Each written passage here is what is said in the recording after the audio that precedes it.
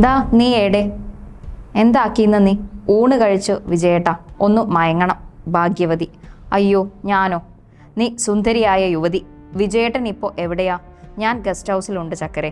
ചക്കരയോ? അങ്ങെൻ്റെ political ഗുരുവാണ്. ഗുരുവും കുരുവും ഒന്നും വേണ്ട, നീ വരുമോ?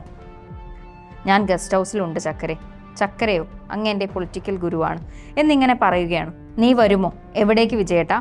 ഇങ്ങോട്ട് വാ, അല്ലെങ്കിൽ ഞാൻ ഹയാട്ടിൽ വരാം. നീ അങ്ങോട്ട് വാ. അയ്യോ വിജയേട്ടാ, നീ വന്നാൽ നമുക്ക് നട്ടുച്ചയ്ക്ക് ഇരുട്ടാക്കാം, ആണും പെണ്ണും കളിക്കാം. അത് വേണ്ടെങ്കിൽ വേണ്ട, നീ വാ, ഞാൻ നിന്നെ റേപ്പ് ചെയ്യാം. വായോ പെണ്ണെ പൊന്നു.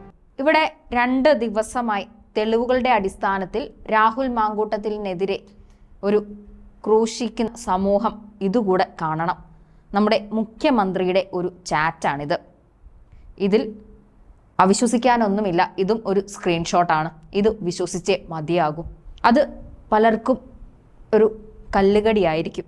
ഇത് വിശ്വസിക്കില്ല, നമ്മുടെ മുഖ്യൻ ഇങ്ങനെയല്ല എന്ന് ന്യായീകരിക്കാൻ ഒരുപറ്റം ആളുകളുണ്ടാവും. രാഹുൽ മാങ്കൂട്ടത്തിലിനെ ക്രൂശിക്കുന്ന സമൂഹം ഇതുകൂടി കാണണം. ഇത് കണ്ടേ മതിയാകൂ.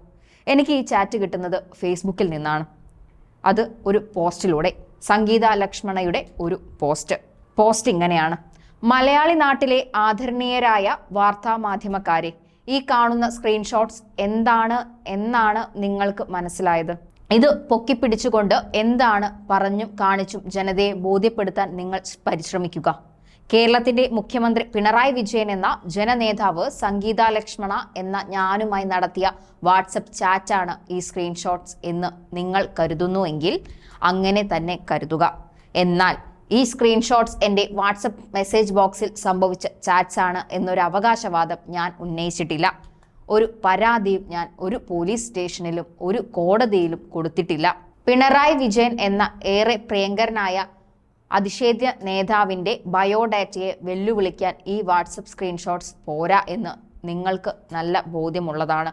എന്നിട്ടും പിണറായി വിജയനെയും മൂപ്പരുടെ പാർട്ടിയെയും ചവിട്ടിക്കൂട്ടാനും കൂട്ടത്തിൽ എൻ്റെ ലൈംഗികാഭിരുചികൾ അടുത്തറിയാനും വേണ്ടി നീയൊക്കെ ഞരമ്പിളക്കി ക്യാമറയും തൂക്കിപ്പിടിച്ചു മൈക്കും താങ്ങിപ്പിടിച്ചു എൻ്റെ മുന്നിൽ വന്നു നിന്നു തന്നാൽ മുഖത്ത് ലിപ്സ്റ്റിക്കും പുട്ടിയും പുരട്ടി നിന്നു ഞാൻ ശീലാവധി ചമയും, ചാരിത്ര പ്രസംഗം പറയും.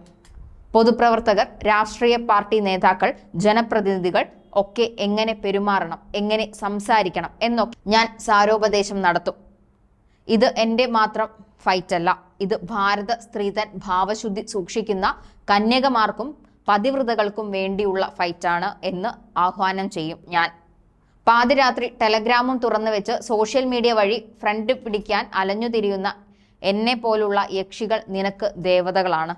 ഞാൻ വീശിയിട്ട വലയിൽ വീഴുന്ന ലംബടന്മാർക്ക് നിനക്ക് വേട്ടക്കാരും. എൻ്റെ കൂടെ തുള്ളുന്ന നിന്റെയൊക്കെ രോഗം വേറെയാണ്. ഇതുപോലെയുള്ള സ്ക്രീൻഷോട്ട്സ് എത്ര എണ്ണം വേണം നിങ്ങൾക്ക്? ആരുമായി ആരൊക്കെ ചെയ്ത വാട്സപ്പ് സ്ക്രീൻഷോട്ട്സ് വേണം നിങ്ങൾക്ക്? ഏത് പാർട്ടിയിലെ ഏത് നേതാവിൻ്റെ പേര് ചേർത്ത് വെക്കുന്ന എത്ര സ്ക്രീൻഷോട്ട്സ് വേണം നിങ്ങൾക്ക്? ഇനി അതല്ല, നിന്റെയൊക്കെ ചാനൽ മുതലാളിമാരുടെ മുഖം വെച്ചുള്ള സെക്സിങ് സ്ക്രീൻഷോട്ട്സ് സെറ്റാക്കി പോസ്റ്റ് ചെയ്യട്ടെ ഞാനിവിടെ. ഫീലിംഗ് നാണമില്ലേടാ നിനക്കൊക്കെ? രാഷ്ട്രീയം പറയേടാ നീയൊക്കെ. അല്ലാതെ കാലിൻ്റെ ഇടയിലെ വർത്തമാനം കൂട്ടിക്കലർത്തി നാട്ടിലെ വാർത്താ പരിഹാസം സെപ്റ്റി ടാങ്ക് ആകിയതോടെ മലയാളി നാട്ടിലെ ആദരണീയരായ വാർത്താ മാധ്യമക്കാരെ, ബഹുമാനപ്പെട്ട മുഖ്യമന്ത്രി പിണറായി വിജയൻ സർ, മാപ്പ്, താങ്കൾ രാജിവെക്കേണ്ട. ഇത്തരത്തിലൊരു സ്ക്രീൻഷോട്ട് ഈ പോസ്റ്റും കൂടെയാണ് അഡ്വക്കേറ്റ് സംഗീത ലക്ഷ്മണ പങ്കുവെച്ചത് ഫേസ്ബുക്കിൽ. അങ്ങനെ ഈ കുറിപ്പ് അവസാനിപ്പിക്കുമ്പോൾ ഈ പോസ്റ്റ് കാണുമ്പോൾ സ്വാഭാവികമായും അതിലൊരു അസ്വാഭാവികതയും തോന്നുന്നില്ല. ഇതിൽ പറഞ്ഞത് എന്താണ് എന്നുള്ളത് ഏവർക്കും വ്യക്തമായ കാര്യവുമാണ്. ഈ സ്ക്രീൻഷോട്ട്സ് മാത്രം ഉണ്ടാക്കാൻ വലിയ പണിയൊന്നുമില്ല. ഇന്നത്തെ കാലത്ത് AI കാലമാണ്. നിങ്ങൾക്ക് വോയിസ് റെക്കോർഡ് വേണോ? ആരുടെ വേണം? അങ്ങനെയും ആക്കാം. അത്തരത്തിലുള്ള ഒരു കാലത്ത് ഇങ്ങനെയുള്ള തെളിവുകൾ പുറത്തു വരുമ്പോൾ അതിലെ വിശ്വാസ്യത ചോദ്യചിഹ്നമാണ്. ഒരു പരാതി പോലും നൽകാൻ ഈ ഇരകൾ എന്ന് മാധ്യമങ്ങൾ വിളിക്കുന്നവർ മുന്നോട്ട് വരുന്നില്ല. പക്ഷേ ഇവിടെ ഉപയോഗപ്പെടുത്തുന്നത് രാഹുൽ മാങ്കൂട്ടത്തിൽ എന്ന ഒരു യുവ നേതാവിൻ്റെ പൊളിറ്റിക്കൽ ഭാവിയാണ്. അത് നശിപ്പിക്കുക എന്ന ഉദ്ദേശം മാത്രമാണ്. അല്ലെങ്കിൽ നിങ്ങളെക്കാൾ കേമൻ ഞാനാണെന്ന് വരുത്തി തീർക്കുകയാണ് പലരും ശ്രമിക്കുന്നത്. ഇന്നലെ ഡിവൈഎഫ്ഐയുടെ ഫൈറ്റ് നമ്മൾ കണ്ടതാണ്. രാഹുൽ മാങ്കൂട്ടത്തിൽ പൊതിച്ചോറിനെ പരിഹസിച്ചിരുന്നു. കാലത്തിന്റെ നീതി എന്നെല്ലാം പറഞ്ഞ് ഇന്നലെ ആ പത്രം ദേശാഭിമാനിയുടെ മുൻ പേജ് എടുത്താണ് പൊതിച്ചോറ് കെട്ടി ഡിവൈഎഫ്ഐ അവരുടെ വിരോധം തീർത്തത്. ഇതൊക്കെ ഒരു രാഷ്ട്രീയമാണ്. ഇതും ഒരു രാഷ്ട്രീയമാണ്. സംഗീത ലക്ഷ്മണ പങ്കുവച്ച സ്ക്രീൻഷോട്ട്സ് മാത്രമായി സമൂഹ മാധ്യമങ്ങളിൽ എത്തിയിരുന്നെങ്കിൽ ഇതിനെ എങ്ങനെയാണ് സമൂഹം കാണേണ്ടത്? എങ്ങനെയാണ് വിലയിരുത്തേണ്ടത്? നിങ്ങൾ എല്ലാവരും പറയുന്നു രാഹുൽ മാങ്കൂട്ടത്തിൽ തെറ്റുകാരനാണ്. ആരോപണം മാത്രമാണ് ഇപ്പോഴുള്ളത്. അത് തെളിയിക്കപ്പെടേണ്ടതാണ്. ഈ ഇരകളെല്ലാം മുന്നോട്ട് വന്ന് എന്നെയാണ് ഇത്തരത്തിൽ ഉപയോഗിച്ചത് എന്ന് പരാതി നിയമപരമായി നീങ്ങിയാൽ രാഹുൽ മാങ്കൂട്ടത്തിന് തക്കതായ ശിക്ഷ കിട്ടുമെങ്കിൽ അത് വേണം, അത് കിട്ടേണ്ടതാണ്. പക്ഷേ ഇങ്ങനെയുള്ള തെളിവുകൾ ക്രിയേറ്റ് ചെയ്ത് അധിക്ഷേപിക്കുന്നതിന് ഒരു പരിധിയുണ്ട്. വന്ന തെളിവുകളും ആരോപണങ്ങളും അഡ്വക്കേറ്റ് സംഗീത ലക്ഷ്മണ തനിക്കുള്ള ഒരു വിശ്വാസ്യതയെയാണ് ഈ കുറിപ്പിലൂടെ പങ്കുവെച്ചത്.